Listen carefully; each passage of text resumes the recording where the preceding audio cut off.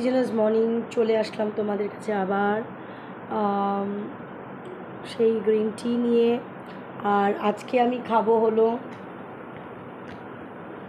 একটা digestive biscuit, আর তার সাথে এই যে পেছনের যে রুটিটা মেখে আজকে যেটা টিফিন করে দিচ্ছি ফ্রেঞ্চ টোস্ট, সেটা এই পেছনের রুটিটা আছে, পেছনের রুটিরই একটা টুকরো ছিঁড়ে গেছিলো সেটা, এটা আজকে আমার ব্রেকফাস্ট।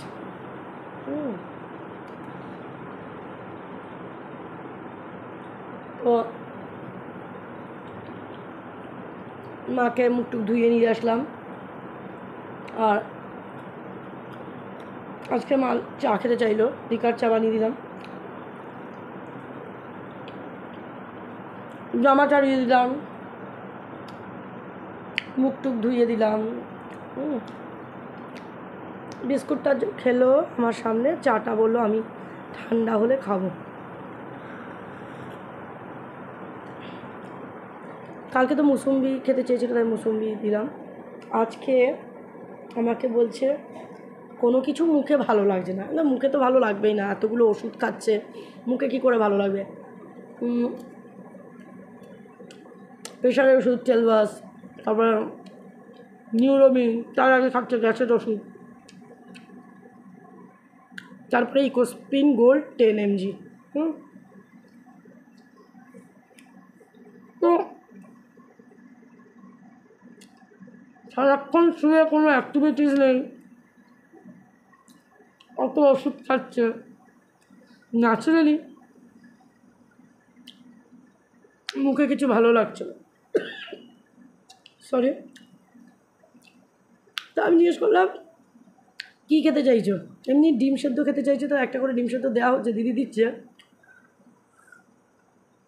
কিন্তু যেহেতু হাই প্রেশার, আজকে আমি স্যারকে ফোন করবো, স্যারকে ফোন করে জানবো যে ডিম দেওয়া যায় কি না, কারণ রোজ তো ডিম সেদ্ধ খাচ্ছি। আজকে আমাকে বলছে তোর কাছে পোস্ত আছে, তাই বললাম না পোস্ত নেই, পোস্ত শেষ হয়ে গেছে। আনলাম কেন, কী খেতে ইচ্ছা করছে, আলু পোস্ত? বলে না আলু পোস্ত। আনলাম তাহলে কী খেতে চাইছো?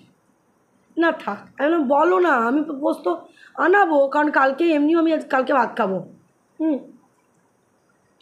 তো বলছো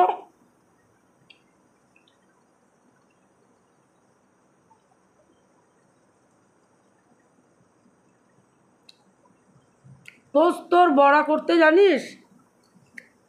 আমরা কিন্তু, আমার মা কিন্তু কোনোদিন পোস্তর বড়া আমাদের খাইনি। পোস্তর বড়া আমি কাদের বাড়িতে যেন খেয়েছি, আমি ঠিক বলতে পারছি না, নাকি খাইনি। পোস্তর বড়াটা আমি কোনোদিন খাইও নি, কোনোদিন দেখিও নি রেসিপিটা। তো তার পোস্তর বড়া খেতে ইচ্ছা করছে, তাই বললাম মা আজকে তো আমি করবো না, কারণ আজকে পোস্ত নেইও, তো পোস্তটা আজকে আমি সন্ধ্যাবেলায় আনাবো, আমি কালকে তোমাকে পোস্তর বড়া করে দেবো। আমি তো পোস্তর বড়া কোনো দিন করিনি, তো জানি না, আর তুমিও কোনো দিন করোনি, খাওয়াওনি আমাদের। আমি দেখে নেবো রান্নাটা, আমি তোমাকে কালকে পোস্তর বড়া করে দেবো।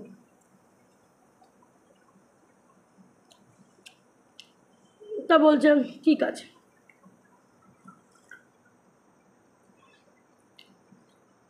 আমি পোস্তর বড়ার রেসিপিটা জানি না, আমাকে দেখতে হবে। যাই হোক, এই অবধি ব্যাপার।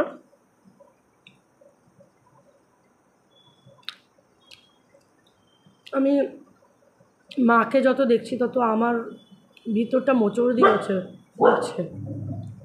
এই কারণে যে এই বয়সটা তো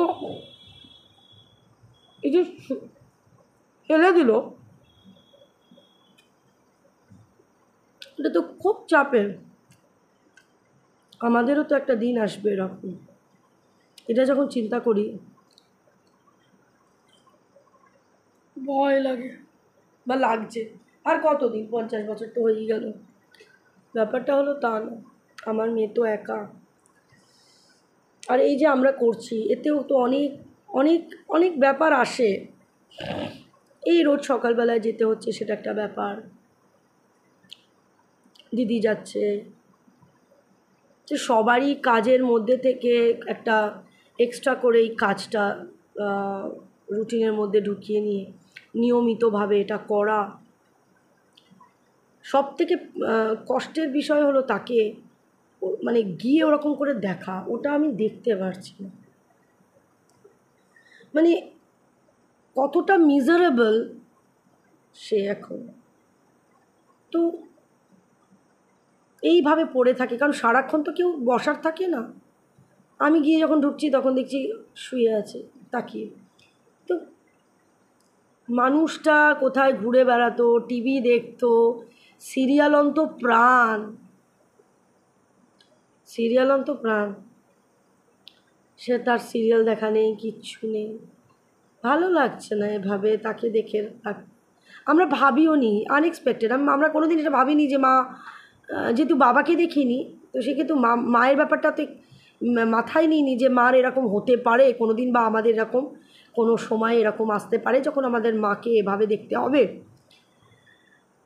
প্রত্যেকের কাছেই মা বাবাটা এমনই একটা জিনিস, এর রিপ্লেসমেন্ট হয় না। তো যতই মা রাগ করে মায়ের ওপর যাচ্ছে তাই করি, মাকে দুটো বাজে কথা বলি, বা মা আমাকে দেখে না, মা আমাকে পছন্দ করতো না, বা এরকম একটা কথা আমি যে বলতাম, বা মা বোধহয় একচক্ষমি করছে বা কিছু, যতই বল মা মাই, তাই না?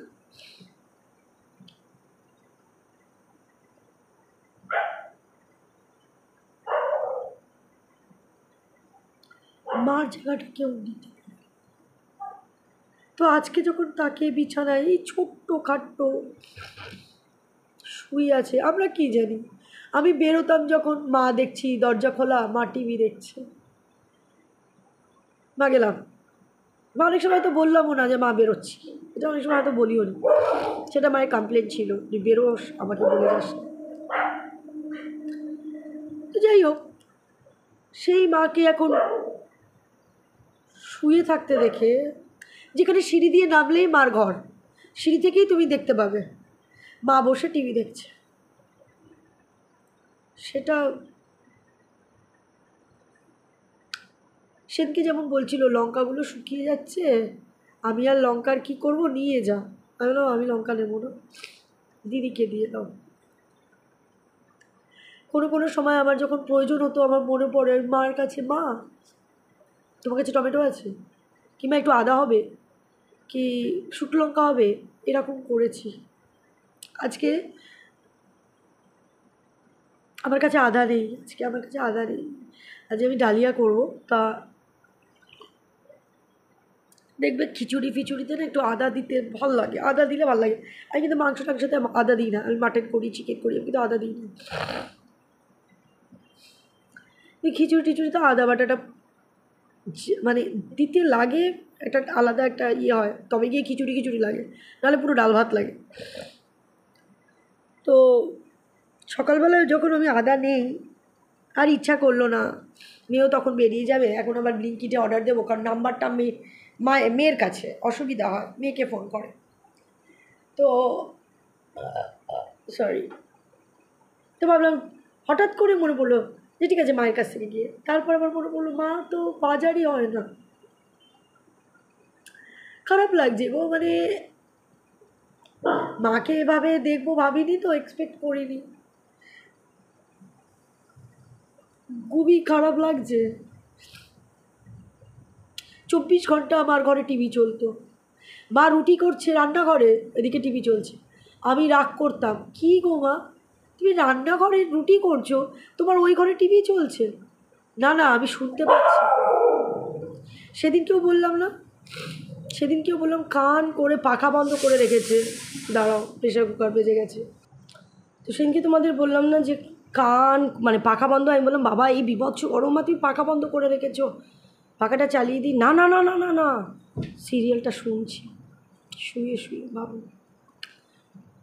যাতে যে মা এত মানে টিভি দেখতে ভালোবাসতো, কোনো বাড়িতে লোক আসলে আমরা বিরক্ত ফিল করতাম, মা ওই রকমভাবে হাতে রিমোটটা নিয়ে টিভির দিকে তাকিয়ে বসে আছে। ওই ধরো দাদার বন্ধু আছে রাজুর মা খুব আসতো, তো কাকিমা আসলে কাকিমার মতন কথা বলে যাচ্ছে, মা কিন্তু টিভির দিকে তাকিয়ে বসে।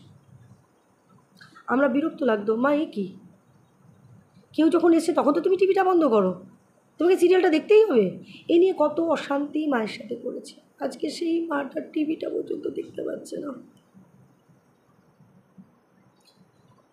সারাদিন তো আমরা কেউ সঙ্গ দিতে পারবো না, আমাদের তো কাজকর্ম থাকে, সারাক্ষণ তার কাছে কি করে বসে থাকি, ভালো লাগছে।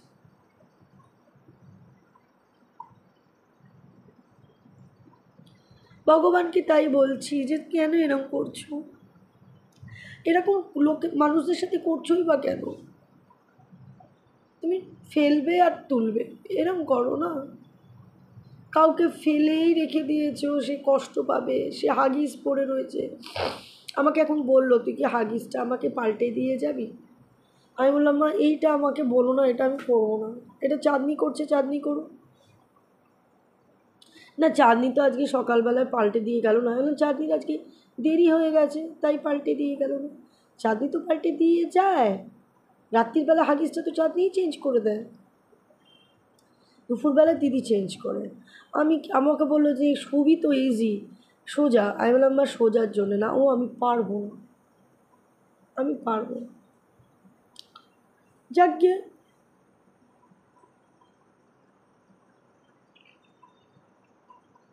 প্রতিদিন সকালবেলা ঘুমের থেকে উঠে মাকে দেখতে যাওয়া, মানে করতে যাওয়া না, করাটা কিন্তু ঠিক আছে, এই যে মাকে দেখবো ওরকমটা ভালো লাগছে না। তারপর প্রচুর অর্থবল থাকে আমাদের, সব মানে লোকজন রেখে দিতে পারি, কোনো প্রবলেমই না। যে সারাক্ষণ একটা লোক রয়েছে, মার সাথে কথা বলার মতন লোক থাকবে, সেটাও তো না, সম্ভব না।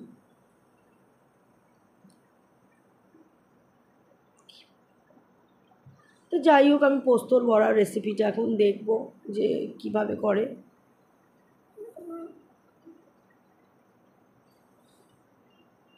কালকে করে দেবো পোস্তর বড়া। এমনিতে তো দিদি খেতে দিচ্ছে, আমি দিই না। আমি দিই না এই কারণে, কারণ আমি তো ডেলি রান্না করি না, ডেলি বেসিসে ভাত ফাত আমার তো হয় না। দিদির যেমন ডেলি বেসিস হয়, কারণ দিদির কাস্টমার থাকে। তো 10 জনের মধ্যে মায়ের খাবার তো এখন মানে সেই এইটুকুনি ভাত, এইটুকুনি ভাত, এইটুকুনি তরকারি, একটুখানি ডাল, লাগেই না, খেতে তো চাইছেই না। আগেও যে মা খুব খেতে পারতো তা না, এখন তো প্রশ্নই ওঠে।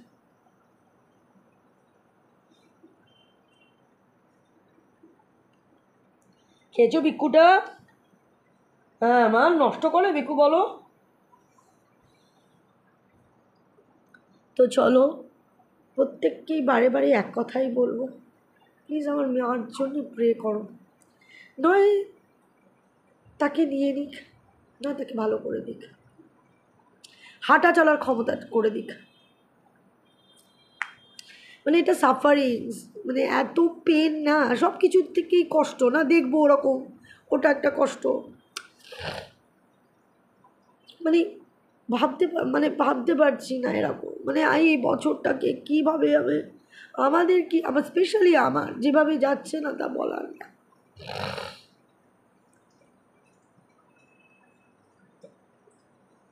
তো লাভ ইউ অল।